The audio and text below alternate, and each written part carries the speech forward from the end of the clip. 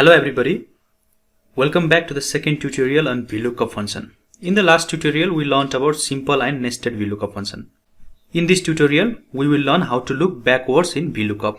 As we all know, VLookup works only in the right hand side of the column. That means the command will only work for those data that lies at the right hand side of the VLookup value.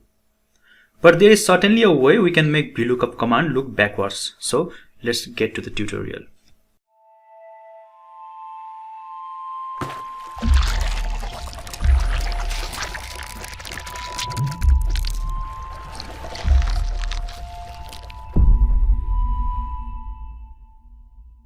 To make the VLookup command look backwards, we need another command, that is choose. So first of all, we will be learning how to make choose command work.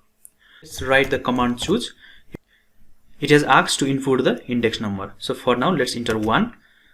So in the value 1, let's write big. And in the value 2, let's write small. And we're closing the bracket. As you can see here, we have input 1 as our index number, big as our value 1 and small as our value 2. So what choose command does is it automatically inputs the value that we enter here. That means if we choose 1, then it is going to give us the text that is in string 1. So if we choose 2, then automatically it is giving us the value in the second string, that is small. So we will be using this choose function in the VLookup formula to look backward in the table array.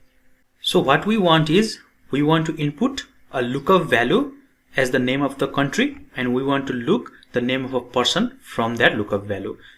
So let's enter a country name from our table array. So we have entered Canada, which is in third row of our table. So let's give it a color. Now we will be using VLookup formula. In the lookup value, we are using Canada because we will be looking backwards from the lookup value. And in the table array, now we will be using choose formula. So in the choose formula, we can use a curly bracket and we can choose between two number sets. So what we have done is, in the index number, we have mentioned two different numbers, that is 1 and 2. So whatever we write in the value 1, the formula is going to choose 1 as the value 1 and this 2 is the value 2. So let's just enter value 1 is the name of the country. Always remember, whatever is our VLookup value, that always must be our value 1. So entering comma, we will be entering to the value 2. So when we close the bracket, we again run to the VLookup formula. Now in the column index number, the column index number will be the same as we have mentioned in the choose value. That is, column number 1 will be the column that we have mentioned in the column value. That is, country will be our column number 1 and name will be our column number 2. In the previous tutorial, when we are going to the right hand side, name was our column 1 and country was our column 2. So just opposite now. So we will be choosing 2 because we want the name to be displayed in spite of the country. So now we have to enter the range lookup value as false. So now you can see we got Simon from the name of the country. That is, we ran backward of the table. So we will be using this formula in the broader sense in our bigger data. So here we have our previous data set. We have passport number, country, age, gender, surname, name and ID. The only difference between this data and the previous data is we have been running this in the opposite direction. That is, we are starting from right to the left. So our objective is to enter a passport number and to gain other related data. So as done earlier, we can input a drop down menu for the passport number. To enter the drop down menu, we should go to the data option, and in the data validation, we can allow the list option and we can enter the source data as all of these passport numbers. So hit enter, and in the error alert, we can enter error. Okay, so now we have our all sets of passport number. So we choose any one passport number. So now we use VLookup function. So we use our regular formula of VLookup. In the lookup value, this time passport number will be our lookup value. And in the table array, we will use choose function. So choose, and index number, as we have mentioned, index number will be our total number of columns. So this is 1, 2, 3, 4, 5, 6 and 7. So we will be entering 7 different numbers. So we'll close it again in the curly bracket. So now value 1 will be obtained from this number, value 2 will be this number, value 3 will be this number, and so on.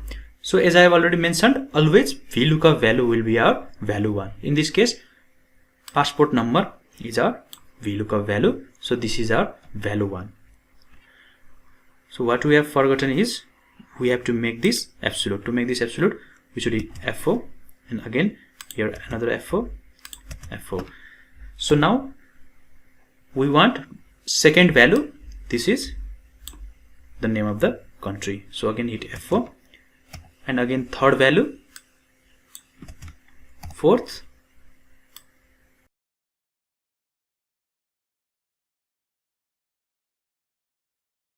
I have completed entering the values. Now in the column index number, we will be running from the right hand side to the left hand side. That is, passport number is our 1, country is our 2, and so on. So we want the data of country to be displayed here. So our column index number in this case will be 2.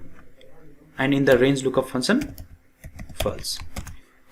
So in this way we can see the passport number of 10986543 belongs to a person from Vietnam.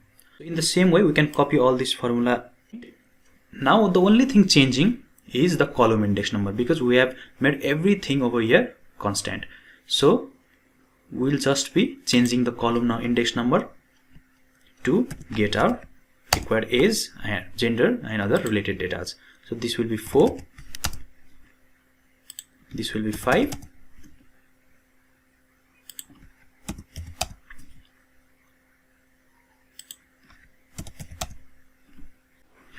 now you can see we have obtained every other data from the passport number. That is, our sole motive was to run the VLookup function backward.